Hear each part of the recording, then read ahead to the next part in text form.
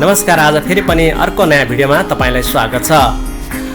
आज भने फेरि पनि नारायणगढ मुगलिन सडक खण्डको यात्रा गर्ने क्रममा देखिएका विभिन्न दृश्यहरू आजको भिडियोमा देखाउने छु र सँगै यस सडक खण्डमा निर्माण भइरहेका पुल र सँगै सडकको अवस्थालाई पनि आजको भिडियोमा देखाउने छु। भिडियोलाई अन्त्यसम्म हेर्नुहोला। र यति बेला म नारायणगढ मुगलिन सडक खण्डको मध्य भागबाट यो भिडियो सुरु गरेको छु र यसको अन्त्य भने मुगलिनमा गएर टुङ्ग्याउने छु। त्यसकारण भिडियोलाई अन्त्यसम्म हेर्नुहोला। र सँगै तुन खोलाको पहरा कटान हुँदैछ। त्यो कटान जुन भित्तो कटान हुँदैछ र त्यो भित्तो कटानको अन्तिम चरणमा पुगेको छ र त्यो दृश्य पनि आजको भिडियोमा देखाउने छु। र खासमा अहिले नारायणगढ मुगलिन सडक खण्ड यातायातको लागि निकै सहज बन्दै गइरहेको छ। यस खण्डमा निर्माण भएका पुलहरू पनि सुचारू हुन थालेका छन् र कतिपय पुलबाट भने गाडी कुर्न थालिसकेको छ र केही बाहेक धेरै पुलहरूबाट अहिले गाडी सञ्चालन आवत जावतको लागि भइसकेको देख्न सकिन्छ।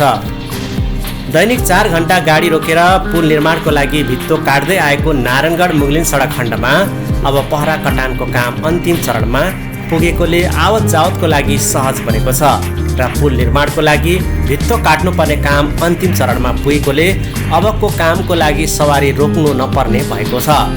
जुन आजको भिडियोमा तुइन खोलाको कामको अवस्था देख्न सकिन्छ। अहिलेसम्म यो च्यानललाई सब्सक्राइब गर्नुभएको छैन भने कृपया सब्सक्राइब, लाइक र कमेन्ट गर्न भने नभुल्नुहोला। हेरौँ आजको बाँकी भिडियो।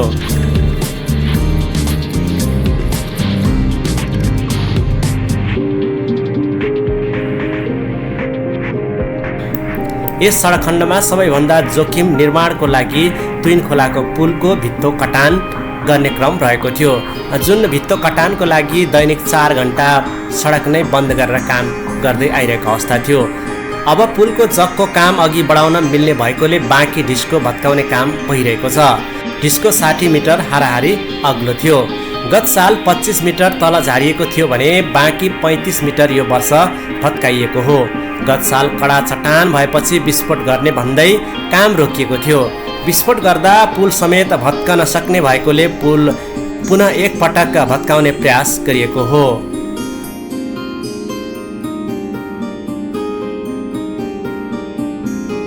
यो सडकमा खास गरी मुगलिन नारायणगढ सडक खण्ड अन्तर्गत 19 वटा पुल मध्ये 4 वटा पुल 4 वर्ष अघि नै निर्माण भएको थियो। बाँकी 15 पुल एकैसाथ ठेक्का लगाइएको थियो। विक्रम सम्वत 2076 चैत 10 गतेदेखि पुलको निर्माण थालिएको हो। पुलको लागत रु 1 अर्ब 28 करोड रहेको छ। अन कन्स्ट्रक्सनले पुलको ठेक्का पाएको थियो। यो राजमार्गलाई एसियाली विकास बैंक ADB को सहयोगमा एसियन मापदण्ड अनुसार बनाइएको हो। पुल 11 मिटर चौडा छन्। सडक विस्तार गरेसँगै 9 देखि 11 मिटर फराकिलो बनेको छ। राजधानी बाहिरिने र भित्रिने प्रमुख सडकको रूपमा यो सडक रहेको छ। यो सडक हुँदै दैनिक 15,000 देखि बढी सवारी साधन आवत जावत गर्ने गर्दछ। र आज म तपाईलाई यिनै सडकको अवस्था देखाउँदैछु।